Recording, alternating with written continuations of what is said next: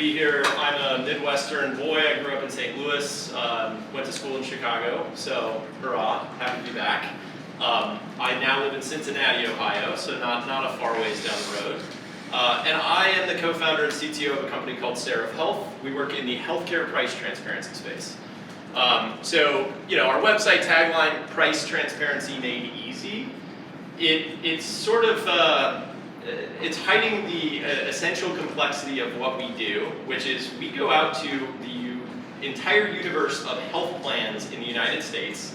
If I go to UHC's Transparency and Coverage portal, they will post on this page their index file list of every health plan that they operate in the US and what every price they pay to every provider, hospital, and entity in that plan. So if you wanted to know, if you have a PPO insurance card with a UHC plan, what am I going to pay when I walk into your nearest doctor's office or facility? You could go here to this page, which as you can see is just lightning fast. When it finally loads for you, it's going to load about 50,000 different entities that you have to then figure out which one of these corresponds to the actual plan that I'm in. We won't even bother waiting for this to load because I only have 10 minutes. So instead, what I'm going to show you here is if we go into our payer list and we look at United's postings for this month, we have pulled every single one of those indexes in. We have pulled all their different exchange plans from different states. If we go down to the USA, most of you on a PPO with UHC would be on their Choice Plus plan. The one set of files that correspond to Choice Plus in price transparency land is 285 gigabytes.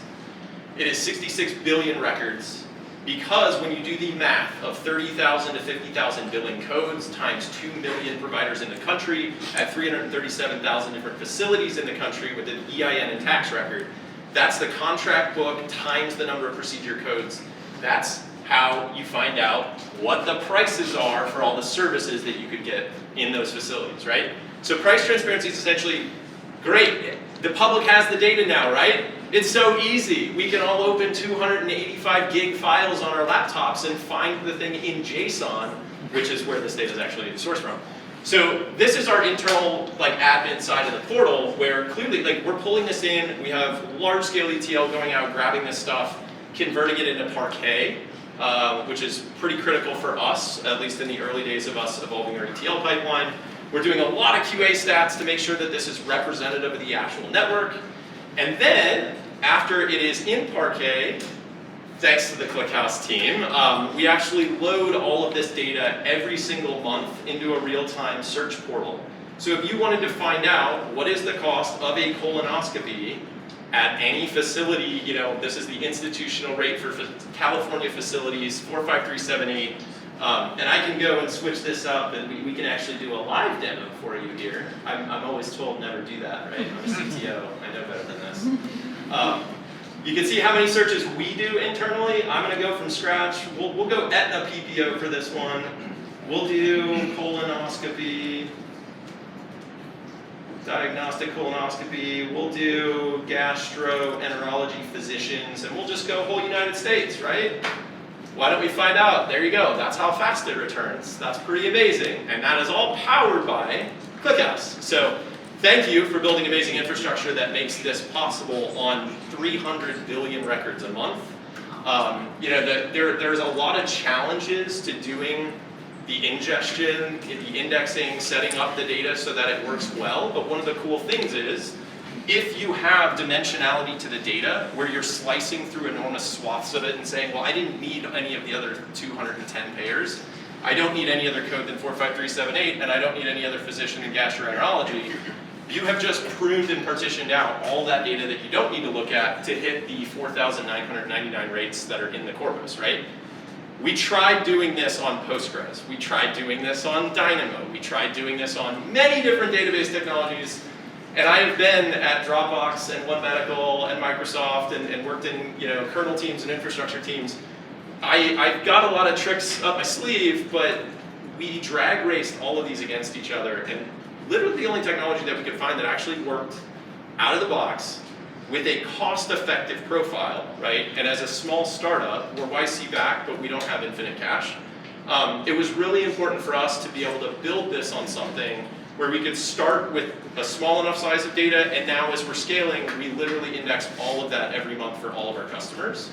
And we're able to make this more of a subscription model portal B2B, so that's really the core of our business. We have over 100 customers today. We've been growing 300% year over year. Company's doing really well, and I couldn't be more proud of the team that's built all of this. And also just grateful to the ClickHouse team for making something like this possible, because on any legacy database technology, just couldn't get it done. So this is just one side of the business and what we can do. You know, we also have other analytical views like market benchmarks. If you wanted to look at 45378 rolled up, you know, across the whole country on any code, this is it building the report from scratch. It's not instant, but when you think about how many codes are rolling up into this, and the fact that you can do a breakout now of, well, here's all the PPO plans in California, here's the mean, median, max, right? Okay, well, let's click into that. Let's say, like, well, what is that 17,346 rate in Aetna? Boom, now we're exploring the data on that dimension. So when you think about, like, who's our customer, it's anybody who wants to explore this data set for actual, you can use it for contracting, you can use it for network development, you can use it for provisioning care, you can use it for contracting care. So there's a lot of different ways that our customers leverage the data. This portal is really the exploratory front end, and then a lot of them will also grab this in bulk from us and then load it into their data warehouses and play with it month over month. Yes. So do you plan to do any B2C? Great question. Like we can be used or only yeah. businesses? You know, the promise of price transparency was that this should be D2C, right? And I absolutely agree that that should be true. The problem is the ETL bill, and we do have to pay for the ClickHouse Cloud instance, none of that is free. And we started our startup trying to survey people, trying to do user studies, trying to find what's your willingness to pay month over month for a tool that can tell you the prices of healthcare services before you go in. I want everyone in this room, I'm going to take just a survey. Raise your hand if you would pay $10 a month. No, but we can pay. We have one person that even like gestured like they were, and this is actually, we found most willingness to pay for a tool to even know what the prices were is negative. because people already pay $25,000 a year for healthcare premiums and out-of-pocket spend, and they pay the doctor, but like, they are buying the services. The expectation, especially here in America where you walk into any store and know what all the prices are and can shop online, like you have 5 vectors to buy anything. Healthcare is this one weird dimension where you walk in, you show up, you basically give them a blank check and say, do whatever you want, and then send me the bills later and I have to pay you. That's the economics. It makes no sense, right? So when you ask a patient, well, like, wouldn't you like to know where you could get a colonoscopy cheaper? People are like, my plan should already be telling me this, or the doctor's office should tell me this, or my doctor should tell me this. And so I think there's actually a lot of built-up frustration. And to your question, which is a really good one, can we make this D2C? We could, if we figured out a model and did a lot of work to make this scalable. You know, we expose this B2B because we do have to worry about capacity constraints. Like, it's not an infinite resource, right?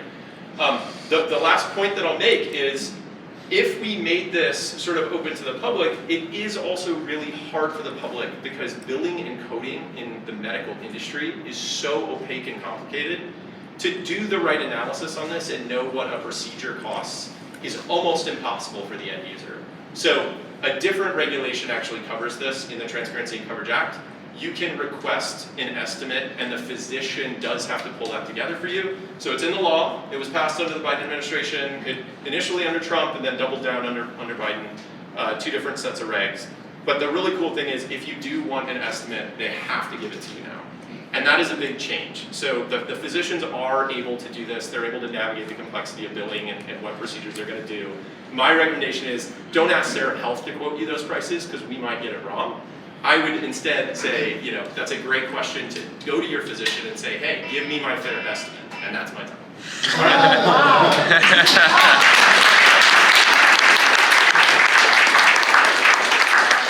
Thank you, Matt. Appreciate it. Well, Matt is going to be around.